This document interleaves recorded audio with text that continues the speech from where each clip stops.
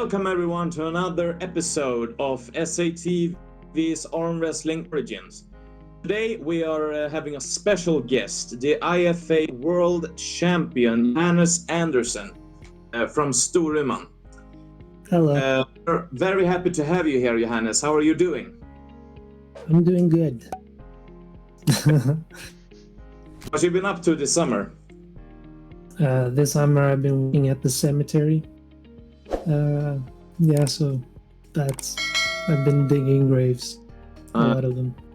Sounds like a perfect summer to me. All right, with no further ado, we are all interested in the wrestling of Sweden and the world in your history, Johannes. So my first question to you is, where are you from and how come that you started doing arm wrestling? I mean, I've lived here for my life. I mean, not in Storuman, but I've lived in the north of Sweden and by here. I grew up in a little town called, or not grew up, well, the first part of my growth was in Grundfors. And then I lived in Gunnarn for the bigger part of my earlier life. But then when I moved on to like 7th grade, I started going to school here in Storuman, which is the club that I arm wrestle for now. So that's when I got introduced to it, because my older brother, he started arm wrestling 2 years before me, and he was pretty successful, and it seemed like a lot of fun. And I also needed like a after school thing to do, so I was like, all right, I'll pick up arm wrestling. And Krigge also came along, and we started doing arm wrestling then. And that was, so let's see, 2006. That's 14 years ago. Yeah. That's where it started. Then I just continued from there. My first competition was that same year, a junior competition called Lucia Duncan, and I won both arms because I was alone in my weight class. I think I was maybe like 45 kilos. I was super tiny, super light. But then I think I kind of died off a little bit towards 8th and 9th grade. Like I didn't arm wrestle as much, only at school, probably. But then when I hit high school, I guess we would call it, gymnasiet, is when I took up arm wrestling seriously. That first year, I competed in the Swedish Nationals. It was here in Storuman as well. And I got second place on my first Swedish Nationals. And then there's been a lot since then. I don't know what to talk about on the journey. And there, maybe 2013, I participated at the WAF World Championships, and I got, I don't know what I placed there at the junior, maybe 7th place or something. I think you placed somewhere in the top 10, I believe so. It was top 10 in my right arm, and left arm was never anything good. But yes, I participated in most championships from that year, but I never don't think I got top 10 again until like 2015. What could have been 15? No, I didn't participate in the Worlds that year. That was okay. Well, I can bring that up because 2015 I participated in the European Championships, and that was the first time I did that. My first year as a real senior arm wrestler, I think, because I was youth. Yeah, it was because I was the U21 before. So 2015, I moved up to senior, and I moved up a weight class. and I got second place in the senior class, and I lost against Sasha Andreev in the left arm. And then there wasn't. I kept going to the World Championships, and I think the one 2018 placed 6th, 7th, or 6th again in. I think you placed. I don't remember which one. I guess it were. I think you placed 8th place, I believe, but it was over almost 36 competitors in that weight class as well. So placing that high with a lot. Yeah, it was the biggest weight class. Was probably one of the most hardest. So I did get top 10 there. Mm. Yeah, I got top 10 in the biggest class. And then now in 2018, in the new IFA World Championship, I managed to win the right arm. That's the journey until now. Have you always considered yourself a natural at pulling, or did you have to work for it, or does it just come easy for you to pull? I think the only natural is that I have decently big hands, but I would not consider myself a natural because in the beginning I was not strong at all. I wasn't very good. I think it might just be that I've been arm wrestling during my whole growth spurt, so to say. So it's, I don't know, maybe my body adapted because of that to arm wrestling pretty well. But at the same time, it hasn't been easy because I've had a lot of injuries, my elbows and stuff. So I'd say it's been mostly that I've been so consistent, even if I haven't been training 5 days a week in the gym, hitting the gym all the time. I've always been consistent with the arm wrestling practices because I thought it was fun. And it's been a lot about, meeting people and having fun. It's not been so much that I felt like I need to reach this goal. It was like, it's fun trying to claim this goal. It wasn't like so much that I don't come up with a word right now, but yeah, I did it because it was fun, and I was at every arm wrestling practice almost several years, like maybe just one because I was sick or something, but yeah, I think it's been I don't want to call it hard work because it didn't feel like hard work. It was fun, but it's because I've been doing it for so long, I guess. Right. And during your time, all your competitions and all your trainings and such, have you ever had some kind of like motivation or a lesson or like a coach or anything like that have inspired you to? And you talked about your brother earlier. Did you train a lot together, or were you like competitions against each other? I mean, I guess in the beginning he was like a goal to beat because he was always better and he'd been doing it for longer.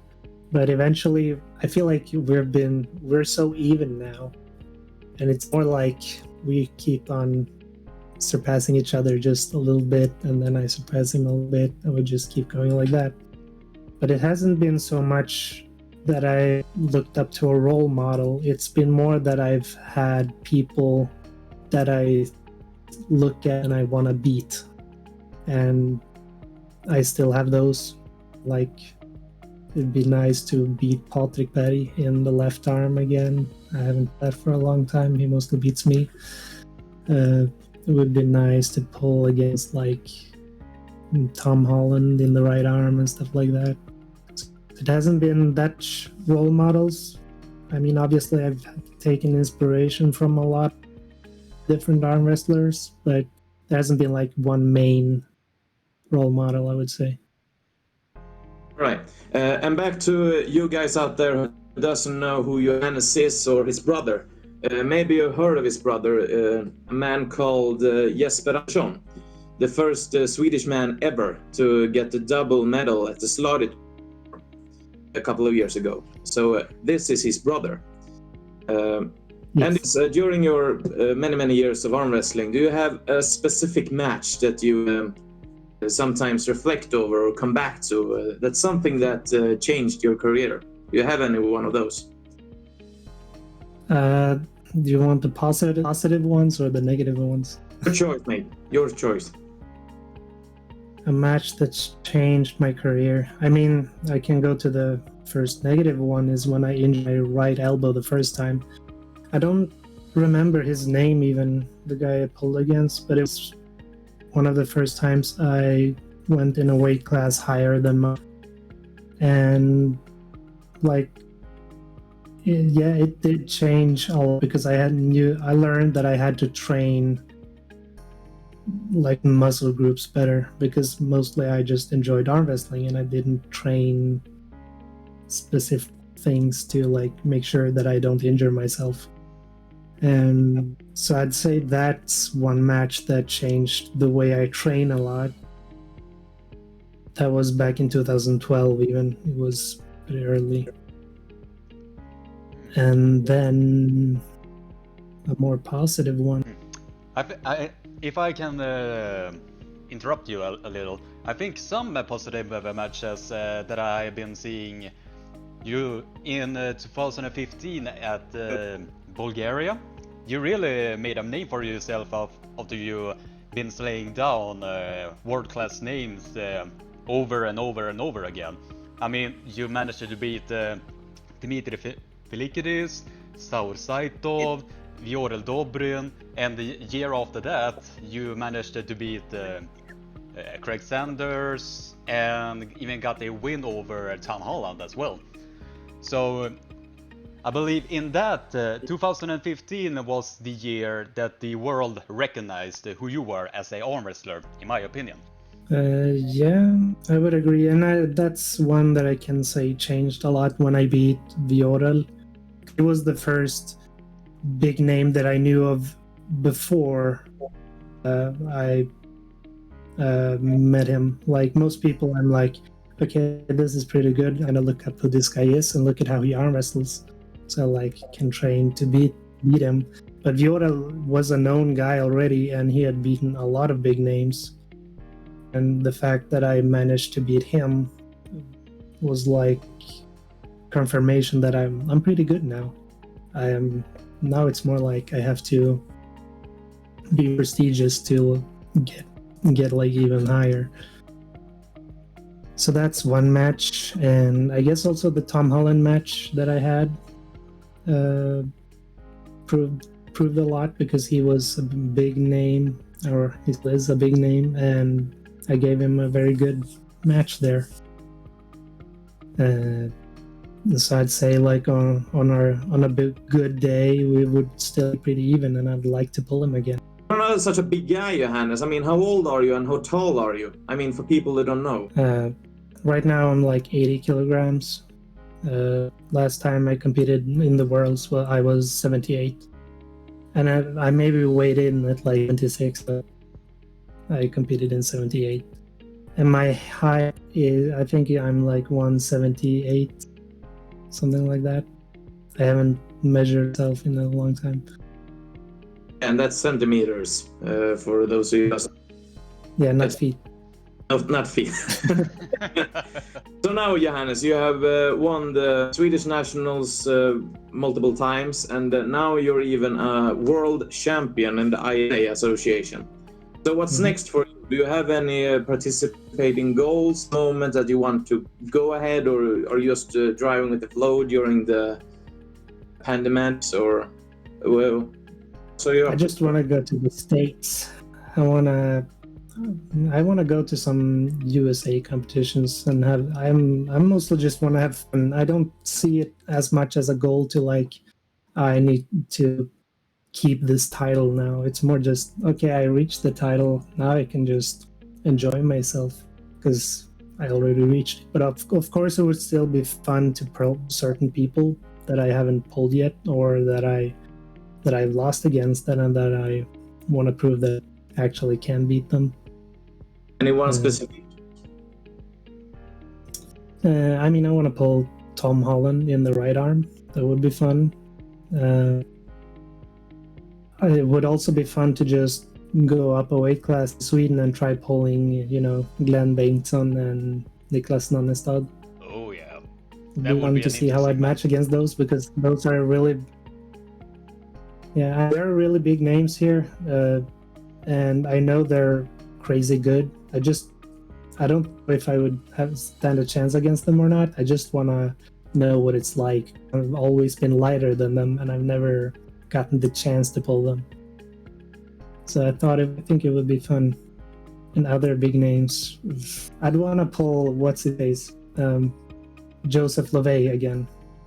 Now that my right arm is freshly injured, it would be fun to see how I'd cast against him. Yeah, last time you pulled were in the WAL qualifiers in England a couple of years ago, right? Yeah, and my right elbow had been very recently injured, and it was like, okay, it's quite stable now. I guess I can try and pull some, but Joseph just blew through it, and it ripped it out again. So, but it would be nice to try it now when my elbow is in pretty good condition. Yeah, a rematch between you and LeVay will be very interesting to watch now, especially in the caliber that your right arm has been improving a lot since then. Yeah, I mean, I've obviously gotten stronger since then, so would be fun. Well, Johannes, if we go to the future, like 10 years, where is Johannes there? Are you still doing arm wrestling, or have you switched jobs, or how do you see probably swap jobs, and I'll probably still be arm wrestling. It just depends on at what level. But I'd want to, by then I would have liked to gone to the Arm Wrestling League and some other competitions just to have done it, and then maybe I'll just keep doing arm wrestling for fun, maybe do some super matches and see what comes out of that. I don't really have big plans. I just enjoy myself. Being in the Yeah, that's very good to do. I believe that many people are stuck in arm wrestling and just thinking about arm wrestling all the time. So I believe that that people needs to relax sometimes and just enjoy life. So if we take arm wrestling out of the equation, what else do you do besides arm wrestling? You are into some YouTube videos. You have your own channel, like Craig, I believe. Yeah, I have my own YouTube channel. It has absolutely nothing to do with arm wrestling. I do animation partly for a living, but that's not the YouTube channel. I work for another YouTuber, but I have my own channel as well. But yeah, that's what I do most of my time. I spend it right in here, drawing on my tablet, making either art or animations. So it's been my hobby the whole life to draw. So it was great to be able to do that as a job, which is also why I really need wrestling, because my hobby is very stationary, and thanks to arm wrestling I get to do some workout in between. Yeah, and also get to meet people and doing some travels and to see the world and such things. And you mean with arm wrestling? Yes. With arm wrestling, yes. And you also have your great connections with your animations and such. I mean, I believe that you have friends all over that does the same thing with the same hobby. Yeah, I mean, there's a huge community for that as well. So there's the animation version of me, and there's the arm wrestling version of me a little bit. Those are my two big hobbies. So I'm part of those two big communities. Conclusion, Johannes, I want to ask you about your training methods. What do you do today for training, and do you have any kind of tips or inspiration for the new upcomers arm wrestling out there? I mean, you have been enduring some very serious pains and injuries during your career.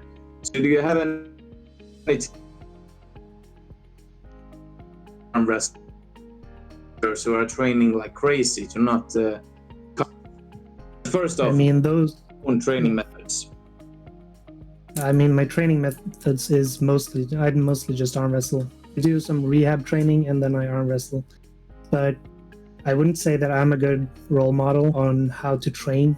I mean, obviously you need a lot of table time to get good at the sport, but those that train like crazy and build them up a lot, that's really what you should be doing. Myself, I train 2 times a week now. But back in high school, I trained 5 times a week, where I did 2 days table training, 2 days, what should we call our type of training? A lot of body weight exercise training. That was with the school. And that was like pull-ups, shins,